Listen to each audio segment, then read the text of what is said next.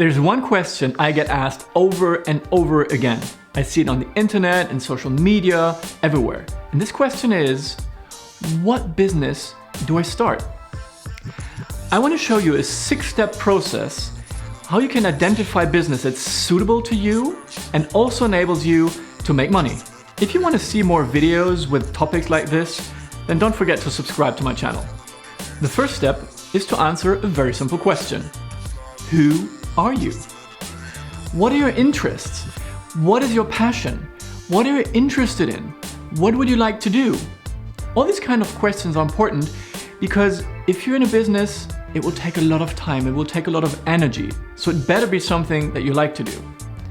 Look through your history, your life experiences. What fired you up? You can also do an exercise that you go through basically from birth to today. What were the ups and downs in your life?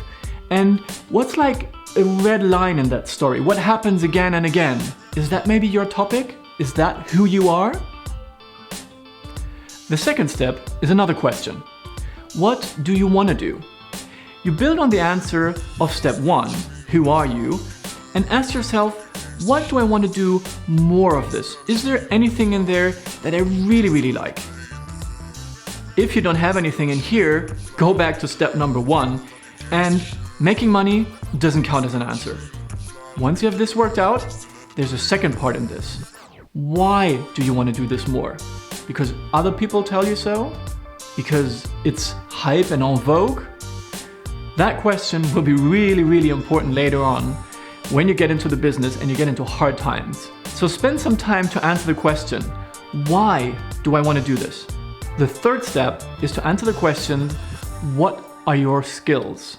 You have to differentiate between two parts in here. A, what are the skills that you already have? Where do you have good experiences? What have you learned? All of these things are in bucket 1, the skills that you already have. The second part is, what are the skills that you think you'd like to acquire?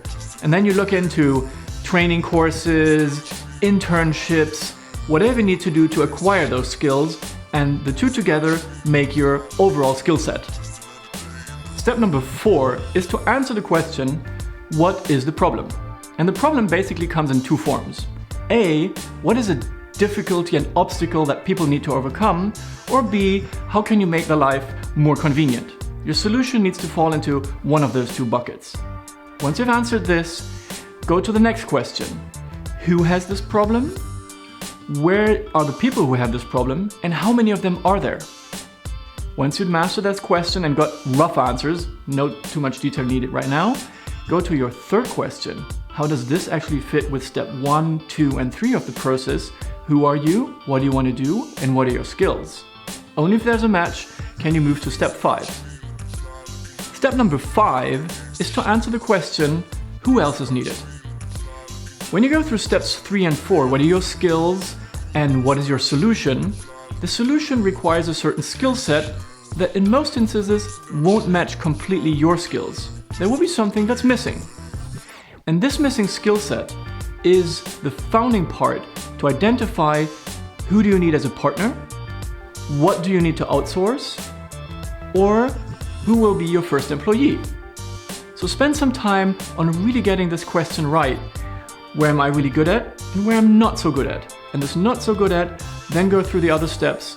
Is it so big that I need a partner? Is it something not core important to deliver the solution? Then I can outsource it. Or is it something that's important, but you just like to have somebody on board and have your first employee? The 6th and final step is to test your solution. I recommend a 2-step process.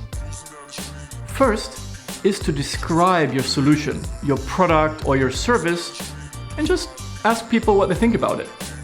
Quite often I meet people who actually have a good idea, which is a good product or service, but they're not able to bring it across. And if you're not able to do that, you got to start again. So first, work on your message.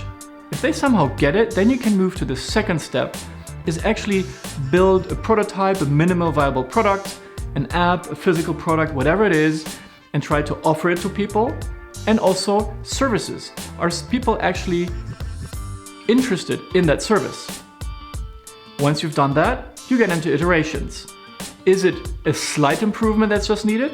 Then do the circle again within step 6. If nobody likes it, if there's no return for it, then go back to step number 4 and find a new solution.